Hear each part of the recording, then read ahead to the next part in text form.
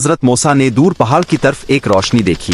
हज़रत मूसा ने अपने घर वालों से फरमाया कि तुम यहाँ ठहरो, मैं इस आग की तरफ जाता हूँ, शायद वहाँ से आग ले आऊँ और रास्ते की कोई खबर मिल जाए।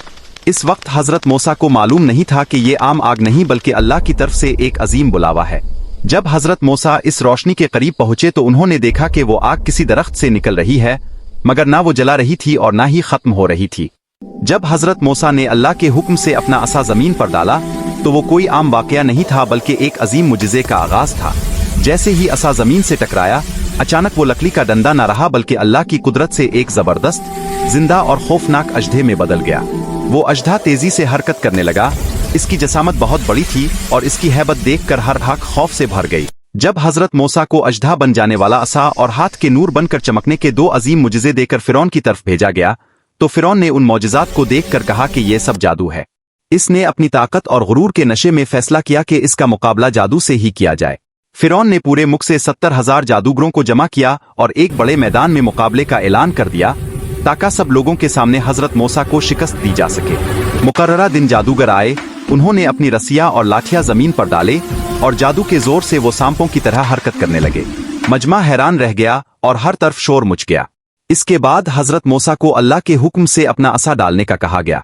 जैसे ही हज़रत मूसा ने असा ज़मीन पर डाला, वो एक अजीम और हकीकी अजदे में बदल गया और जादूगरों के तमाम झूठे सांपों को निगल गया।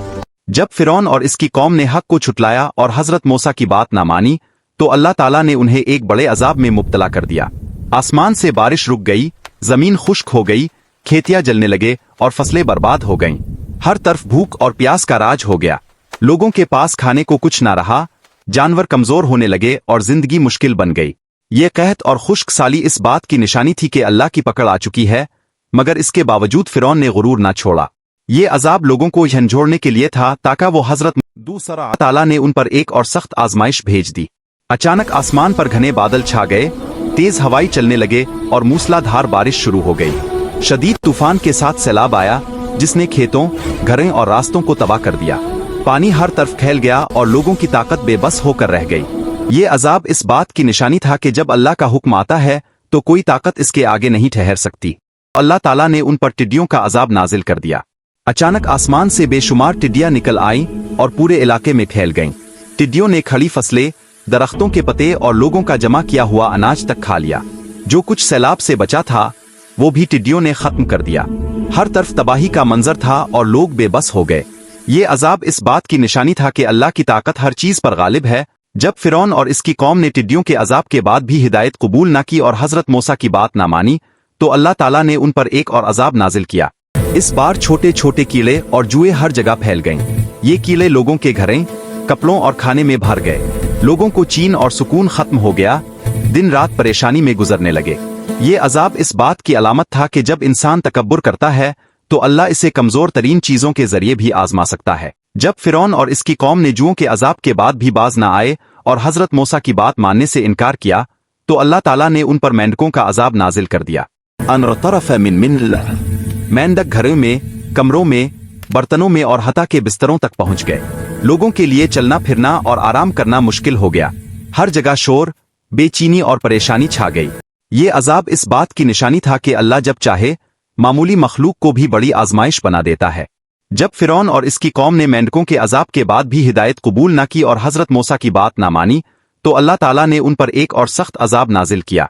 इस बार दरियाओं, कुनवों और बर्तनों में मौजूद पानी खून में बदल गया।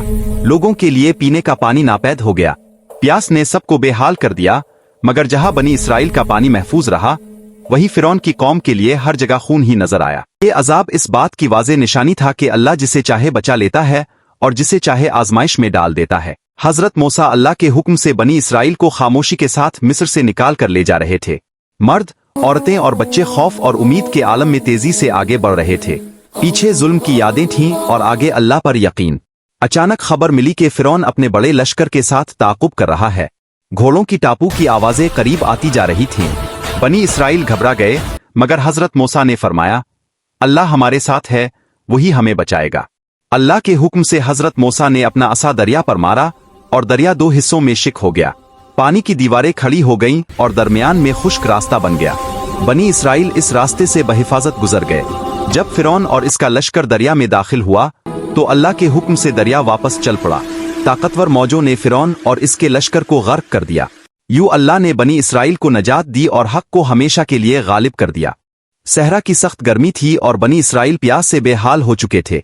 पानी ना होने की वजह से लोग बेचैन हो गए और हजरत मूसा से फरियाद करने लगे। हजरत मूसा ने अल्लाह के हुक्म पर भरोसा किया और इसकी तरफ रुजू किया। अल्लाह के हुक्म से हजरत मूसा ने अपना असा एक पत्थर पर मारा। जैसे ही असा लगा, इस पत्थर से फौरन 12 चश्मे फूट निकले। हर कबीले के लिए एक अलग चश्मा था, ताकि किसी पर जुल्म ना हो और सबको पानी आसानी से मिल सके। सहरा की खुश्क जमीन पर पानी बहने लगा, प्यास बुझ गई और जिंदगी लूट आई। ये मौजिज़ा इस बात की निशानी था कि अल्लाह अपने बंदों को कभी तन्हा नहीं छोड़ता। सहरा में तवील सफर के दौरान बनी इसराइल को भूख का सामना होने लगा। उन्होंने हजरत मूसा से अर्ज किया कि हमारे पास खाने के लिए कुछ नहीं रहा। हजरत मूसा ने अल्लाह के हुजूर दुआ की और अपनी कौम की बात पेश की। अल्लाह ताला ने अपनी रहमत से बनी इसराइल पर एक अजीम नेमत नाजिल फरमाई। आसमान से मनु नाजिल होने लगा, जो मीठा और पाकीज़ा रिस्क था, और शाम के वक्त सलो आता, जो परिंदों की शक्ल में उनके लिए खाना बन जाता। लोग बगैर मेहनत के रिस्क पाने लगे। ये मौजिज़ा इस बात की दलील था कि अल्लाह जिसे चाहे, जहां चाहे, रोजी अता कर सकता है। यूं अल्लाह ने बनी इसराइल को भूख से नजात दी और उन्हें अपनी कुदरत का निशान दिखाया।